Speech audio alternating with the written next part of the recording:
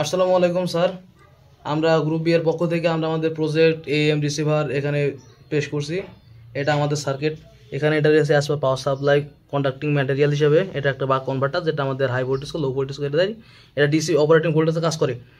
এখানে রয়েছে আমাদের একটা টিউনার ক্যাপাসিটর, যেটার কাজ হলো যে অ্যাকচুয়ালি ঠিক কত ব্যান্ডউইথে আমাদের চ্যানেলটা সিলেক্ট করা লাগবে, কতটুকু ব্যান্ডে আমাদের চ্যানেলটা রিসিভ করবে ডাটা, সেখান থেকে ডাটা রিকভারি করবে, সেটার কাজ ঠিক করে এই টিউনার ক্যাপাসিটরটা।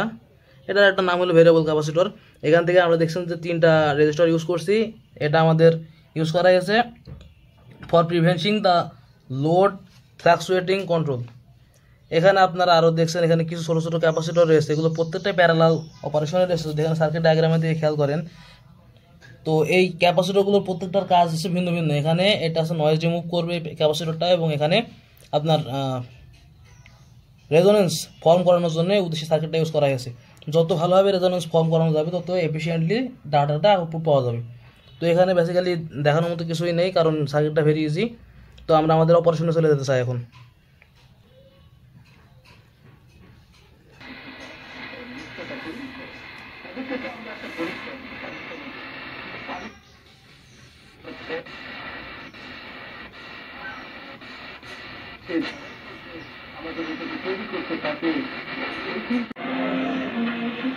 এখানে আমরা আমাদের ওয়ার্কিং প্রিন্সিপাল এবং অপারেশনে চলে যাই।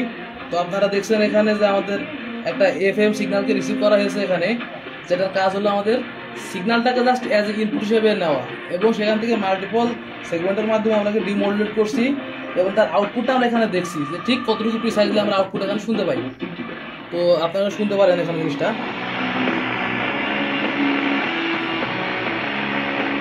তো এখানে মোটামুটি কিছু নয়েজ আসছে, তার কারণে এটা আমাদের রেডিওর ভিতরে ফ্রিকোয়েন্সিগুলো খুব ভালোভাবে আসে না। এখন আমরা জানি যে প্রত্যেকটা কোম্পানি একসাথে ট্রান্সমিটারের সময় এফএম এবং এএম দুটো ব্যান্ডের সিগন্যাল পাস করে।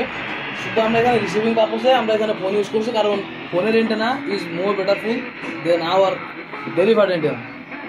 এই কারণে আমরা আর কি এই প্রসেসটা ফলো করছি। তো এটা হলো আমাদের সার্বিক প্রজেক্টের আউটপুট। ধন্যবাদ স্যার।